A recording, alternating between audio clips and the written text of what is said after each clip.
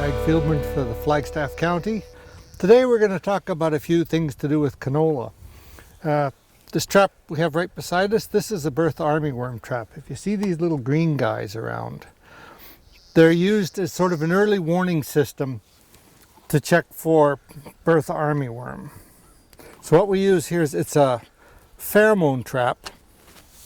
So inside we have some dead moths. The whole idea of this is over a 6-week period, we check this weekly, count the moths, and if the numbers start creeping up into the hundreds, then it's kind of a warning for people. These are the adults that are now flying around, laying their eggs in the crop. Now this, as the eggs hatch, they're going to feed on green leaf material, so it's not going to actually affect the yield a whole lot. It's when they get larger and you're getting into August as the crop starts to mature that the canola loses its leaves, and then those worms start working their way up the plant and start feeding on the pods, and that's where you can lose a lot of crop. I've seen cases where producers have lost 60-70% of the yield due to a heavy infestation of Bertha armyworm. And so that's why we use these traps. It's a good indication to see what the populations are and an idea of how many of the eggs and worms will be out there feeding.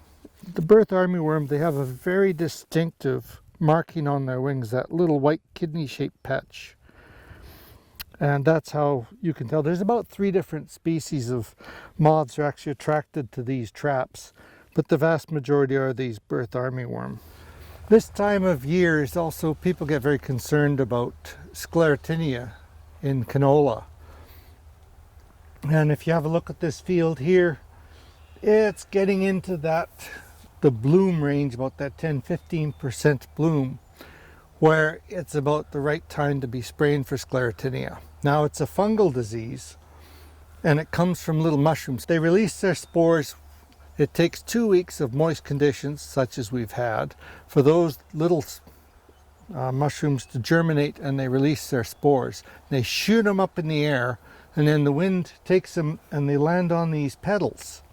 And what happens is it germinates on the petals. There's enough energy in the flower petals that it allows these fungal hyphae basically to spread, and then when the flowers drop their petals, if they land in a leaf axil, so right here where the leaf joins the stem, that's the perfect place for the Sclerotinia to actually start developing. And then it basically penetrates the stem and starts forming that sclerote, which is a little black body, to start the whole cycle again next year. But the real problem is it invades the stem and basically clogs up the pathways for energy and food to fill the head. So you end up with these plants that are from wherever the infection took place. This whole piece dies. And what seed you get in the pods is like pepper if you're lucky, and that's where you get the yield losses. So this particular stage is just about at the beginning of spraying. If you're going to do spraying, there's a checklist that the Canola Council has out where you can actually rate the risk of possibly getting Sclerotinia. With the kind of moisture we've had this year, I think the risk is going to be pretty high because we got high humidity. If you walk through this field at noontime, you're going to get wet feet, and it's ideal conditions for the development of the disease. Another issue that I found here is a weed. This weed's called Cleavers. Anybody who grows canola is very, very familiar with this. You can always tell Cleavers, it's got these whorls of leaves, and it's very sticky, and that's because it's got thousands of tiny little hairs on the stems, so it tends to grasp and it'll grow up. Now as a weed, it's not really a huge problem as far as nutrients or moisture. The big problem with Cleavers is that The seed size is almost the same size as canola, so it's extremely difficult to actually separate it out of canola. So you get too much cleavers in your canola and it's going to get downgraded, and it becomes really difficult to get it separated out. You'll get docked when you come to sell it.